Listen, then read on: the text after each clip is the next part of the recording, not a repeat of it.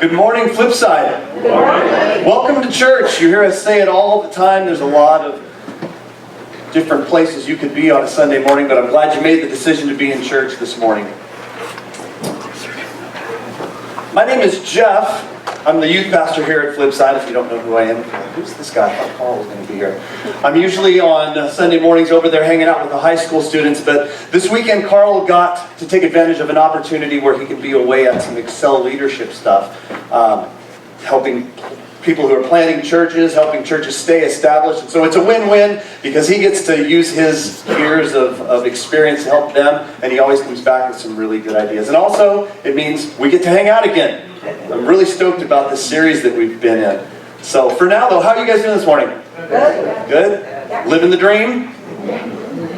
I don't mean that facetiously or sort of flippantly. That's something that we always say in youth ministry, living the dream. It's a phrase that's picked up momentum in recent years. I don't remember that being a sort of a valid response when I was in high school or when I was in college. It's sort of a recent development, that as a response. And it's usually used somewhat sarcastically in situations where life isn't really necessarily dreamy, right? I'll say it when I get back from winter camp, running on 2 hours of sleep, caught a sinus infection while I was there. How you doing, Jeff? Living the dream. For the last 5 weeks, we've been in this series we're calling Blindsided, where we're taking a look at a guy who is literally living a dream. He's living his dream. There's a guy named Joseph, and when he was about 17, he has this dream. This dream that someday he'll be in a position of prominence, in a position of prosperity. He'll be an authority in people's lives where they'll focus their lives around him and literally bow down to him. And for Joseph, the people who are going to bow down to him are his immediate family. As he has these dreams, the people doing the serving him are his immediate family. And his dreams are highly symbolic. And one variation of the dream, he's out in the field with his brothers and they're binding sheaves of wheat. And all of a sudden he has this majestic sheaf of wheat that's clearly a cut above, and all of his brothers are second-rate sheaves and they all bow down to his. And then in another variation of the dream, it's sort of celestial moon and stars and sun, and he's the focal point of it all, and everything else is bowing down to him. And in that variation of the dream, actually his parents are involved in that one as well. But then shortly after he has this dream, these blindside moments, almost immediately after he has this dream, these blindside moments start to hit Joseph. We've been saying a lot that these blindside moments come out of nowhere. Carl said it, I've said it. And then I got to thinking this week, well, they really don't come out of nowhere. They come out of somewhere. They just come out of the place where we weren't looking, right? We got our back turned, the place where we weren't focused on. That's why it's called the blind side. Or when you're driving, you have the blind spot, right? You always got to check your blind spot. My middle daughter just recently, like last month, got her license. And as I was out on the roads with her, letting her take my life into her hands, I was reminded of when I was back in driver's ed, and we went over how you check the blind spot. It's that spot, no matter which mirror you look into, you're still not going to see what's in that blind spot. And how you kind of give a real quick look over your shoulder just to make sure, because there can be danger lurking there in that blind spot. I remember when I was a junior in high school, I worked at a Chevron, a service station right on the corner there of we lived in Fresno, in my neighborhood. There right on the corner there was a Chevron station. We'd been going there for years. My dad actually knew the owner, and so as I started growing up, my dad got me a job at the service station. He knew the owner. I had the inside track. So my junior year, that's where I worked the entire year. The service station closed up at 11 on the weekends, even on Sunday. Ridiculous, because after 9:30 we really didn't have any business at all. Just sitting around. My title that I gave myself was Petroleum Transfer Engineer. Back in the days of full service gas stations, that was a thing. Well, I was really a pump jockey. That was what it was. People would pull up and I would go out there and I'd check the air pressure, I'd check the oil and the transmission fluid levels, I'd wash the window, I'd pump gas for them. So that was my job there. The good old days, full service gas stations. And I was closing up the gas station one night on a Sunday night, just sitting around, waiting for the shift to end. And so I locked everything up, I went and got in my truck, and I lived so close I didn't even need to go out on a main street to sort of start to take the ride home. I took a little frontage road, and I turned right off of that frontage road onto the road that would eventually lead to my house. And the thing about that night, it was around this time of year, we had had the first rain of the year. So let me ask you guys this, what happens to the roads on the first rain of the year? Slick, super slippery. All of the grease and the oil and the grime and the dirt that's been layer after layer sitting on the roads all summer long. That first rain, you guys know how it has that smell? It's like, ugh, that's disgusting. And so the first rain hits it and all that gunk comes up to the top and it's just like an oil slick. And so as I came around this corner, I had this big 3/4-ton Ford pickup that my dad was letting me drive. Came around the corner and the light back end, the bed of the truck just starts to kind of just nicely slide right across the road. And I realized it. And I thought, oh man. And so I took my foot off the gas and applied the brake. And what I later found out is I've been walking on those same roads, so my shoes were really slick as well. My foot slipped right off the brake and mashed the gas pedal. And so what had started to be a gentle coming out of this initial slide flung the tail end around, catapulted me up, the front tires hit the curb, went right up on the median, slammed into one of those huge Modesto ash trees. I mean, that 3/4-ton pickup was like a tank, but it was no match for that ash tree. Smashed in the passenger side, threw me back across the sidewalk, and set me up at a perfect 45-degree angle to take out about 40 feet of this fence that belonged to this house right there on the side of the street. It was like a cartoon. Just turned the fence boards into kindling wood. And as I finished off the fence, I had enough momentum to go back out across the sidewalk and end up perfectly sideways in the road. And it was silent. Dead silent. My ears were ringing from the fence boards being turned to kindling. And as I sat there in the middle of the road, I looked over and I saw across the seat was sort of the door hanging on by half a hinge. And I thought, what just happened? You guys ever been there before? You're like, hold on a minute, rewind. What just happened? Can't get that at Disney. No, pay for that. I thought, what just went down? It wasn't like, I had friends in the car with me and we were messing around. It was one of those situations where of course, what did you think was going to happen? I wasn't drunk. I was just coming home from work on a Sunday night. And now I'm sitting in the middle of the road looking behind me at the swath of destruction I've just left. People are now starting to come out of their houses. And I just thought, no, what just happened? Blindsided moment. Out of nowhere, seemingly. One of the main points we've been talking about these last few weeks is this idea, we're going to keep coming back to it, we're going to keep hitting on it, is this idea that God is sovereign, or God's sovereignty. This idea that God is in control. He's in control of all things. And that can be a pretty tall order.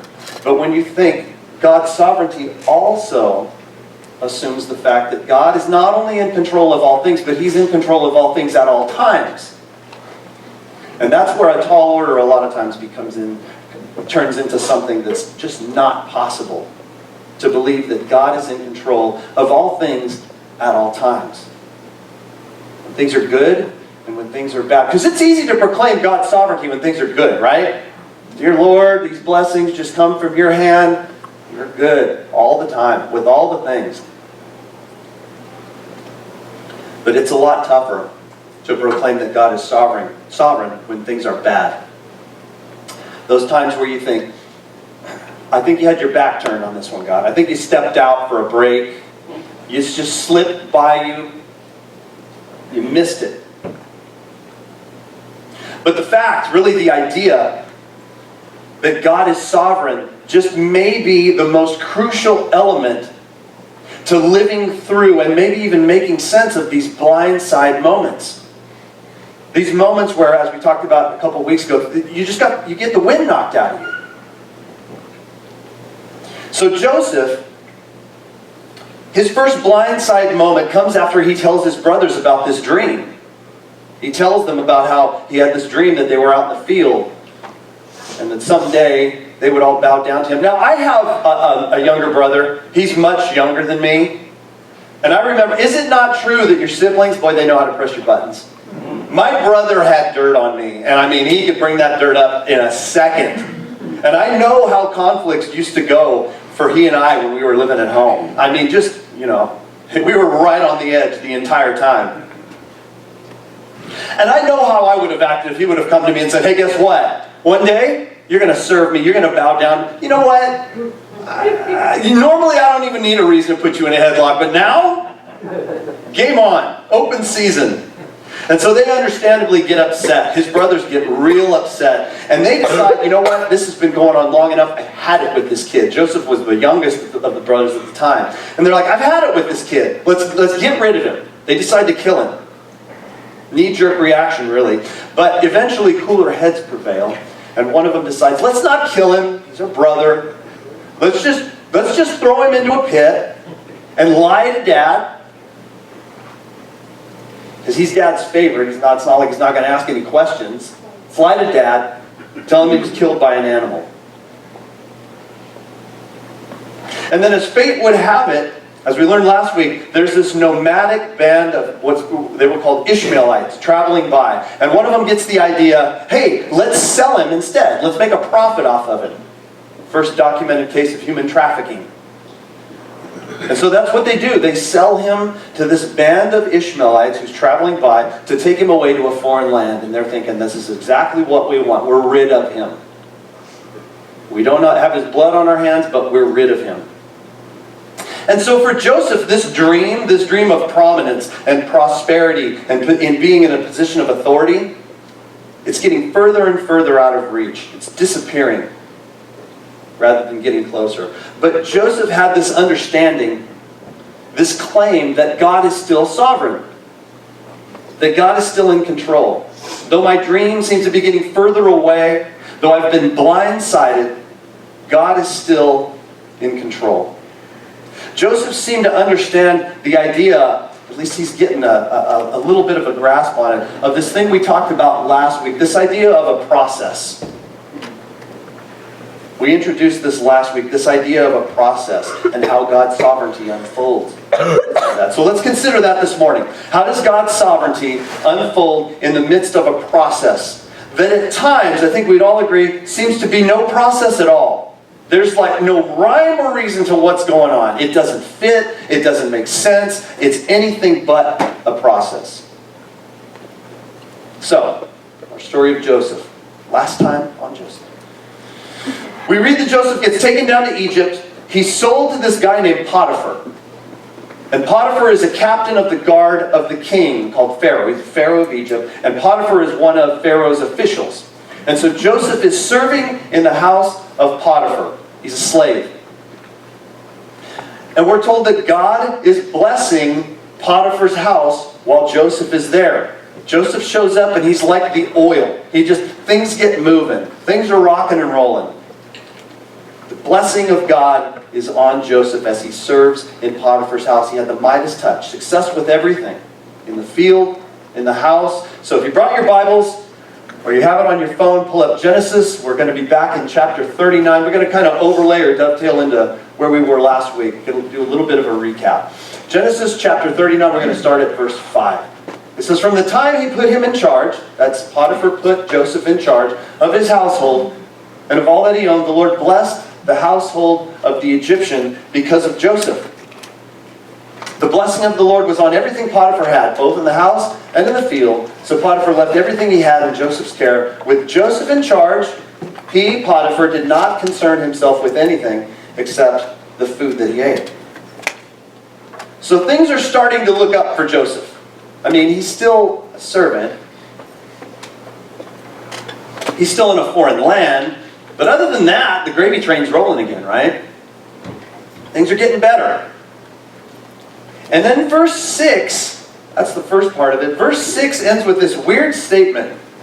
Now Joseph was well built and handsome. Random, right? Kind of random.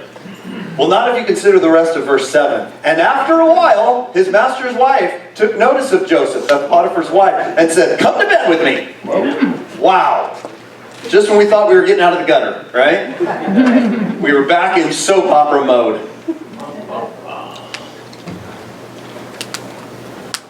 Verse 8, but Joseph refused. With me in charge, he told her, my master does not concern himself with anything in the house. Everything he owns, he has entrusted to my care. No one is greater in this house than I am. My master has withheld nothing from me except you, because you are his wife. How then could I do such a wicked thing and sin against God? And though she spoke to Joseph day after day, he refused to go to bed with her or even be with her. So Joseph was a good-looking guy. And unfortunately, that became an issue for him. When we talk about this idea of process, some of the times we get blindsided by the fact there are those times where what we thought were our assets actually turned into our liabilities. Where we thought things that are helping bring about a blessing can actually bring with them challenges and sometimes downright problems. So this guy's wife is coming on to Joseph. She's making passes at him. So now, but he refused, right? Verse 8 says he refused. We could have just blown right by that and think, well, Joseph is awesome. Before we think that Joseph is this superhuman guy immune to fleshly desires, where it says, but he refused, there in verse 8, the Hebrew phrase that's used there does not suggest a decisive, authoritative declaration, an outright refusal. The Hebrew phrase that's used there is actually only used 4 other times in the Old Testament, and it suggests a wavering. It suggests sort of an indecisive declaration. Remember, Joseph is still human. He's a young man in the prime of his life at this point. Like we talked about with Daniel a couple weeks ago. He's a stranger in a strange land. He's got no real moral supervision. He's in a strange land with different customs, a different culture. I remember when I was about 12 or 13, my dad is from back east. We have a whole lot of family back there. And all the family from back east came out to visit that summer. And we crammed so many people in our little house for 2 weeks. Did all the stuff, went to Yosemite, went to the amusement parks, and we had a really good time. And the night before they left, we all decided, let's go out for pizza one last time just to hang out before all the family leaves in the morning. And so we were at this Me and Ed's Pizza around the corner from my house. And dinner was over. We were just kind of hanging out. There were some video games there. There was a jukebox there. And we were just kind of hanging out. And my cousin, who's a few years older than me, he comes over and he sits down and he goes, hey, you see those girls over there? Yeah. Let's go ask them to dance. What? He goes, yeah, let's go ask them to dance. I said, wait, dance? First of all, who are you, Kevin Bacon? And second of all, it's a Me and Ed's Pizza. Look around. Do you see anybody else dancing? And he goes, what do I care? I'm never going to see these people again. I'm leaving in the morning. And I looked at him and went, I care. I live right down the street. Matter of fact, I think one of those girls was in my class last year. I care. Joseph is in a strange land. No moral supervision. Different culture. Different customs. And Joseph could have been tempted to say, and after all, even though things are starting to look up, that dream, I mean, come on, let's get real. That dream that I had, it's not any closer. Like we talked about a couple weeks ago with Daniel, Joseph could have been tempted to think, you know what? And another thing, God is really not holding up his end of the deal here. This whole serving him and walking with him thing, I seem to be getting the short end of the stick on this one. And Joseph could have started to justify disobedience with the disappointment he was experiencing from God. And so he's tempted. A lot. Over and over. And though she spoke to Joseph day after day, And he's trying to resist. And as he's trying to resist, understandably those feelings start to waver. That indecision is always there. Resisting temptation is never a simple decision. That's why they call it temptation. It's never a, oh, no problem, I'm just going to move on. Resisting temptation is never a simple decision. And another thing about resisting temptation, it's never over. It's not like you get to a point where you go, finally, we have arrived. When I was in high school, temptation, man, that was a real issue. Or when I was in college, or when I was at that job. But now that I'm out of that environment, I don't struggle with temptation anymore. It's never over. You know how you resist temptation? You don't. You don't resist temptation.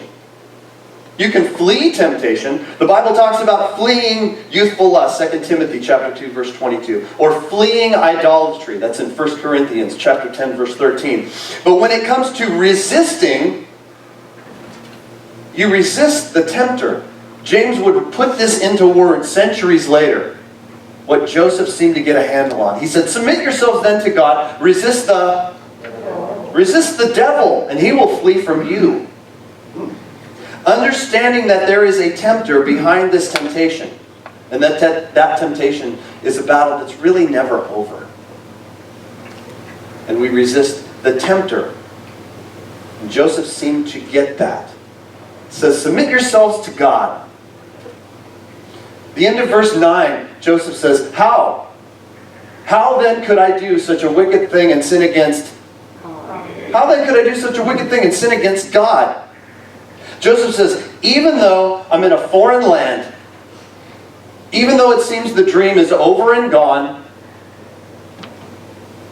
there is still a God who is sovereign. And He's still in control, and He's still somehow in the midst of this got His hand on me, and there is a process going on. And even if no one else knows, God will know. And I'll know, but God will know. And so the story continues. It gets better. One day, he, that's Joseph, went into the house to attend to his duties, and none of the household servants was inside. She, that's Potiphar's wife, caught him by his cloak and said, come to bed with me. This woman is relentless. But he left his cloak in her hand and ran out of the house. When she saw that he had left his cloak in her hand and had run out of the house, she called her household servants. Look, she said to them, this Hebrew has been brought to us to make sport of us. He came in here to sleep with me, but I screamed. When he heard me scream for help, he left his cloak beside me and ran out of the house. This is days of our life stuff right here. It's ridiculous. She kept his cloak beside her until his master, that's Potiphar, came home. Then she told him this story. That Hebrew slave you brought us came to me to make sport of me. But as soon as I screamed for help, he left his cloak beside me and ran out of the house. So even though he resisted, things still didn't go the way he would have liked. This woman still became a source of frustration and drama that he was hoping to just avoid. Continues. When his master heard the story, his wife told him, saying, this is how your slave treated me. He burned with anger. Joseph's master took him in and put him in prison, the place where the king's prisoners are confined. And so we hit blindside moment number 2. Joseph's first real prison moment. If I was Joseph, I would have been thinking, I took the high road. I did the right thing. I resisted. I was a stand-up guy. And look what it got me. Look where I am. I'm in prison. The dream is getting further and further away, not closer. You know what makes the blindside moments make us doubt God? I was thinking about that this week. About these blindside moments. What is it about, I can sit in church on a Sunday morning where it's 72 and fluorescent, and I can nod along, yes, God is sovereign. But what makes me on a Tuesday afternoon at 1:30, when I'm not in church, or on a Thursday morning at 9 o'clock, what makes me go, I'm not so sure? For me, you know what it is? It's the details. It's the gory details. That's the reason they call them gory. If they were not gory, they'd call them something a lot more pleasant. Or have you ever heard the phrase, the devil is in the details? It's the details for me. The minutia, the little things that make up the overall blindside event, or that get me to the event that eventually results in me being blindsided. Like if I were Joseph, if you would have said, I'm from the future, I got some bad news for you, you're going to end up in prison. I'd have thought, oh, come on. Bummer. But then to find out the details that led up to that, a scandal involving rape of my boss's wife, come on. Those details, those are the things that make me go, really, God? Are you? No, come on. You're in control? You got to be kidding me. They're the details that, you guys ever think through, like we used to do this in school all the time. We'd study for a test, and we'd do all the example questions, and we'd go over all the homework, and then we would go, now how is he going to try to trick us? You guys ever do that? Like entertain, okay, this is how we want it to go, but then if things get twisted sideways, this is how it might go. So let's put fail-safes in place for that too. And then something happens and you're like, never in a million years did I think it would have gone down like this. How in the world? Who can forecast something like this? I do that type of stuff all the time. Here on staff at Flipside, all the staff has been at some point required to take what's called the Strengths Finders assessment. It's like sort of like a personality assessment, kind of like Myers-Briggs, if you've ever taken anything like that. Only with Strengths Finders, you can't trick it. Like with a lot of those personality assessment tests, you can kind of answer the way you want to be. You know what I'm saying? You can kind of tweak the answers for the results to kind of be the person you would like to be rather than the person you really are. Well, with Strengths Finders, it's impossible to trick it because the answers or the questions are correlated really weird, and there's a time limit on each question, so you've got to basically give it your first response. And so with Strengths Finders, you get the result of that assessment is your top 5 strengths. And for me, my number 2 strength was a strength called futuristic. And at times, it's more of a weakness, in my opinion. It's more of a curse than it is a blessing. Because with futuristic, you just don't see things on a calendar and go, oh, that's on Tuesday, or that's next month. You see events in vivid detail. Josh and I used to get together all the time, and he would ask me, okay, so let's dummy check this. What are you seeing on this? I'm like, well, we're going to show up. We're going to park the car. I mean, details. And a lot of times, I work those details out in my head, and it's this ideal situation. Like when I was a teenager, one of my fantasies was that I was going to be at an AC/DC concert, front row, Selland Arena. And Angus Young, the guitar player, was going to have something. He was going to break his hand, kind of like Back to the Future style. And the announcer or the roadie would come out and go, sorry, thousands of people at Selland Arena, the concert's not going to happen tonight because Angus Young broke his hand. And he'd look at me and go, unless somebody else knows how to play all these songs. And of course I would jump up, I'd be on stage, I'd know the exact settings of the Marshall amp that he had, and we would just rock the place, and it was wonderful. No, those of you who have futuristic, you heard what I said, and you're like, I've been there, absolutely. Those of you who don't have that are like, you're a freak. Vivid details, and sometimes it's more of a curse than it is a blessing, because when things don't go how I imagine, super disappointed. And God somehow is not on the throne anymore. And God's not sovereign anymore. Not necessarily because of the eventual outcome, but because of the nasty details of how I got there. But here's the difference. Joseph was blindsided, but he was not blinded to God. He was not blinded to the process that was at work. Verse 20, while Joseph was there in prison, the Lord was with him.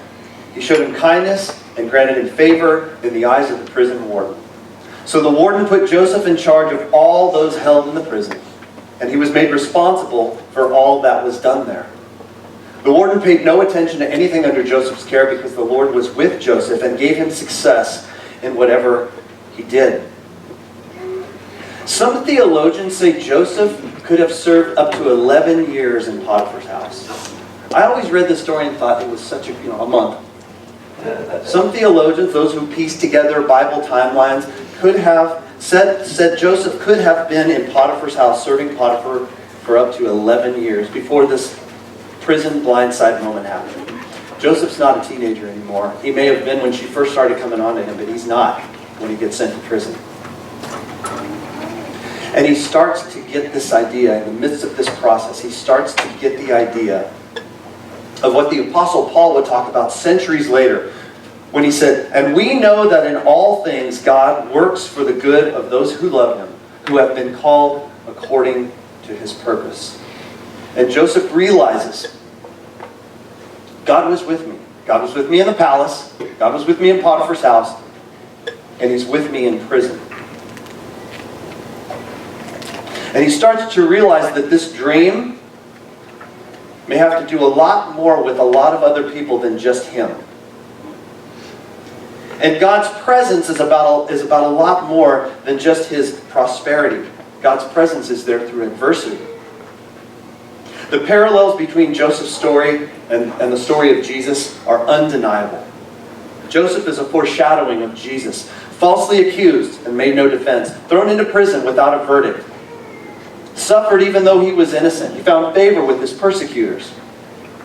And when we think of how God was with Jesus through it all, God was with Jesus when he was riding in on Palm Sunday and people were singing his praises and life was good, and God was with him. Everybody, even the friends who said, "I'll never leave you," abandoned him. God was still with him. So for this week, I have another challenge for you. 2 weeks I had a challenge for you guys. It was interesting hearing the stories of how that went. Can I give you guys another challenge? It's an easy one. I'm not going to strap you with any homework or anything. My challenge is this. If you're taking notes, write this down. Consider how you're doing with the process. For a lot of us, maybe it just seemed up until this morning random events that really weren't connected at all. But my challenge for you this week is to consider how you're doing in the midst of the process. Palace? Prison? Somewhere in between? Joseph's story's getting good, you guys. You've got to be here the next few Sundays. It's going to get real good. Let's pray. God, thank you so much.